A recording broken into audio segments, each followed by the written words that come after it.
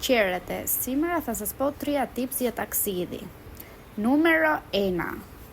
Βάζετε τη μισή σας ντουλάπα, γιατί στο αεροπλάνο τα έχουν κάνει πολύ ακριβά τώρα και λίγο να ξεπεράσει η βαλίτσα το όριο είναι 50 ευρώ και δεν έχουμε λεφτά. Οπότε βάζουμε αρχικά μια κοντρή μπλούζα, μετά βάζουμε τζακέτα, γιατί και αυτή παίρνει πολύ χώρο στη βαλίτσα. Εδώ βλέπετε πόσο αργά το κάνω. Τέλος πάντων, και βάζουμε και την πανοφόρια από πάνω. Έχω σκάσει εδώ μεταξύ 40 βαθμούς έξω, δεν πειράζει. Τι να κάνουμε, δεν έχουμε λεφτά. Έτοιμοι. Όχι. Έχω και ένα καπέλο, το ξεχάσα.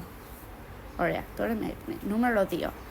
Παίρνουμε την κλεμμένη βαλίτσα που κλέψαμε χθες, ενώ που αγοράσαμε, και φεύγουμε.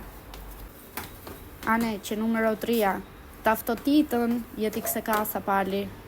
Αυτά!